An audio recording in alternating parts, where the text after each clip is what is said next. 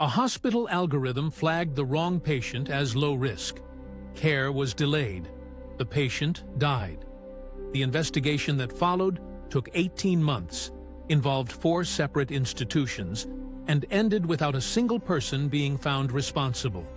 Not negligence, not misconduct, just a gap, a quiet, structural gap where accountability used to live. This isn't an isolated story. Across healthcare, finance, criminal justice, hiring, AI systems are making consequential decisions every day. And when those decisions go wrong, we are discovering that our existing frameworks for blame, responsibility, and redress were simply not built for this. Not broken exactly, just quietly, structurally inadequate. For most of human history, accountability followed a fairly simple logic. A person made a decision. If that decision caused harm, you could trace a line back to them. A doctor misdiagnosed, a judge ruled incorrectly, an engineer approved a faulty design.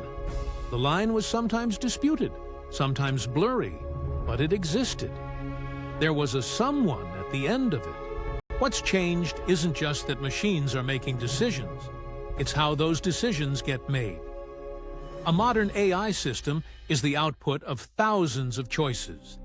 Data collection, model architecture, training objectives, fine-tuning, deployment constraints, made by different teams, in different organizations, sometimes in different countries, often years apart. No single mind chose what the system does in any given case. This is what legal theorists have started calling the problem of many hands. When something goes wrong with a system built by hundreds of people across many organizations, blame doesn't concentrate. It diffuses. It spreads so thin across so many actors that it effectively vanishes. And into that vacuum, something uncomfortable moves. The user. Think about the terms of service you agreed to the last time you used an AI tool for something that mattered. Buried in that language, and it is always buried, is a clause that says, in essence, that the system's outputs are not guaranteed, that you should verify everything, that by using this tool you accept responsibility for how you act on its suggestions. You clicked agree. Responsibility transferred.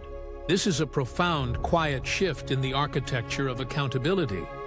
Companies spend enormous resources building AI systems they then describe, legally, as mere assistants, tools that inform human judgment, not replace it. Which would be reasonable, except that the same companies also design those systems to feel authoritative, fluent, and confident.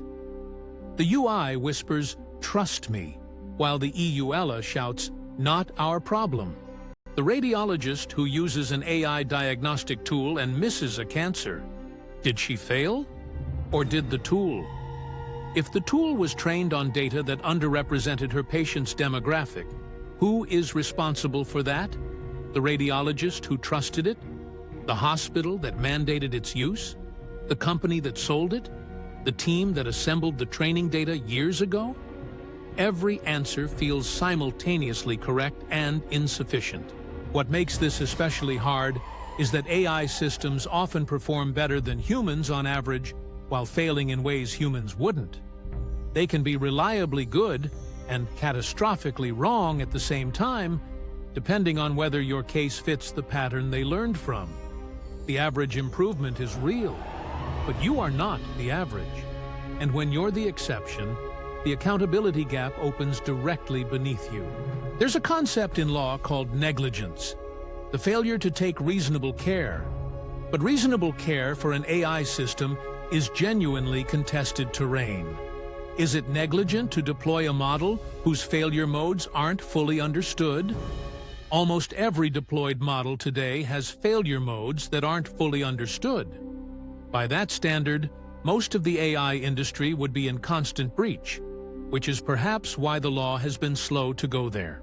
The European Union's AI Act is one of the first serious attempts to formalize accountability. It sorts AI systems by risk level and assigns obligations accordingly. documentation, transparency, human oversight requirements. It's a real framework, but critics point out that it still locates responsibility primarily with deployers, not developers, and that its enforcement mechanisms are largely untested. Frameworks on paper and accountability in practice are different things. In the United States, the picture is more fragmented still. Sector-specific rules, a patchwork of state laws, and ongoing debates in Congress that have so far produced more hearings than legislation. The Federal Trade Commission has issued guidance. The FDA has frameworks for AI and medical devices. But there is no unified answer to the simple question: when an AI system harms someone, who is legally responsible? That question currently has no clean reply. Some of this delay is genuine complexity. These really are hard problems. But some of it is something else. The diffusion of responsibility that feels like a structural puzzle also functions, very conveniently, as a shield. When no one can be clearly blamed, no one needs to change. The legal ambiguity that frustrates victims also protects the industry. It would be naive not to notice that. There are people thinking seriously about fixes. Some legal scholars argue for strict liability, the same standard we apply to manufacturers of dangerous products. If your system harms someone, you compensate them, regardless of intent or negligence. This would force companies to internalize the costs of the risks they create, rather than externalizing them onto users and society.